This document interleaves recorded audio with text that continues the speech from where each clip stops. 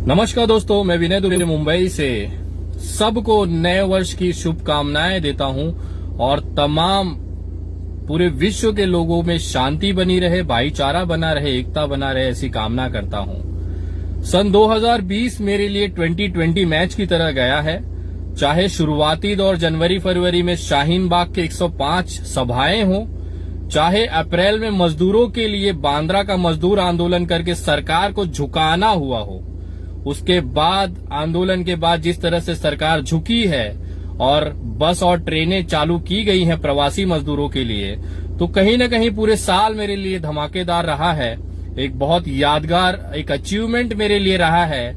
उत्तर प्रदेश का योगी जी के कुर्सी के नीचे से डॉक्टर कफील को खींच के ले गया मैं। उसके बाद में बिहार की गुलनाज को इंसाफ दिलाने के लिए जिस तरह से किरण यादव, जिसने कभी जेल और पुलिस का मुंह नहीं देखा था, उसको हवालात में डालकर उसकी औकात उसको दिखाई थी। उसके बाद रागिनी तिवारी जैसी महिला, जिसने कभी पुलिस स्टेशन और चौकी का मुंह नहीं देखा था, आज उसको दिल्ली से फरार करवा दिया है जाफराबाद में एफआईआर कराकर। और बाद में किसान आंदोलन में तो आप लोग जानते ही हैं किस तरह से भारतीय जनता पार्टी की धज्जियां उड़ाई थी हम सभी ने मिलकर। चाहे वो मोदी जी का पुतला जलाना हो, चाहे भारतीय जनता पार्टी के झंडे से जूता पोंछकर उसकी होलिका दहन करना हो। तो मुझे लगा था 2020 आराम से समाप्त हो जाएगा और 2021 में एक नई शुरुआत करेंगे, लेकिन मेरा अभी 2020 खत्म नहीं हुआ है। कल दोपहर में मुझे अडानी जी की तरफ से, अडानी कॉरपोरेशन की तरफ से मुझे एक नोटिस दी गई है, जिसमें उन्होंने कहा है कि आपने हमारे सम्मान की, हमारी इज्जत की धज्जियां उड़ाई है। पानीपत के नौलता में जिस तरह से उनका अनाज भंडारण का एक जो केंद्र बन रहा था, गोदाम बन रहा था, उसका स्टिंग ऑपरेशन जिस तरह से मैंने किया, ये उन्हें बुरी लग गई बात। और उसके बाद उन्होंने अहमदाबाद कोर्ट में मेरे ऊपर 5 करोड़ रुपए का मानहानि केस किया है और उसकी सुनवाई इसी जनवरी में होनी है। तो मैं तैयार हूं। मुझे लगा था कि भारतीय जनता पार्टी और हमारी लड़ाई है, लेकिन अब भारतीय जनता पार्टी के जो सेवक हैं उन्होंने अपने मालिकों को मैदान में उतार दिया है। विनय दुबे का कद एक लेवल और ऊपर गया है। आज तक मैं नरेंद्र मोदी जी और अमित शाह जी और भारतीय जनता पार्टी की नीतियों के खिलाफ लड़ता था, अब उनके मालिक सीधा सामने आ गए हैं 1 to 1 करने। और ये जो केस हुआ है, ये अडानी वर्सेस विनय दुबे है।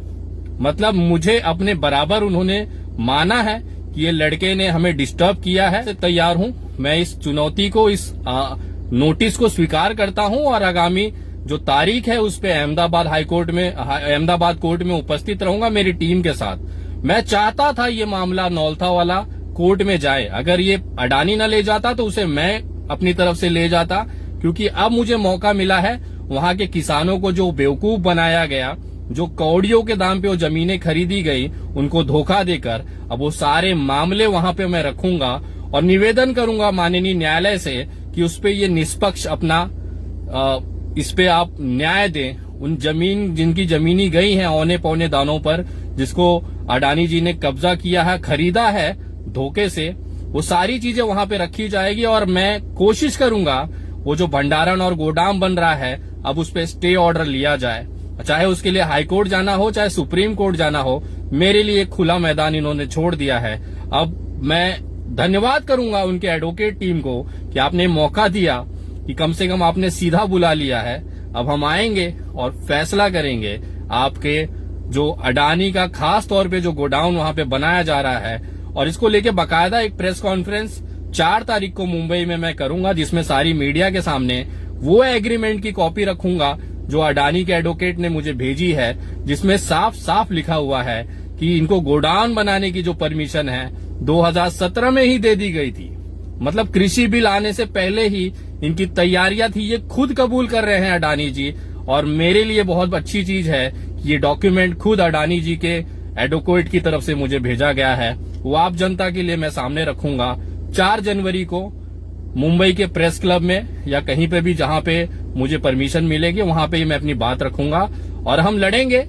मैं माननीय न्यायालय का सम्मान करता हूं और उनके जो फैसले हैं उसको मैं विश्वास रखता हूं कि इस बार न्याय जरूर मिलेगा और लड़ाई जो है बड़ी रोचक और मजेदार होगी, क्योंकि अब जो लड़ाई है, अब डायरेक्ट मालिक और विनय दुबे के बीच में है।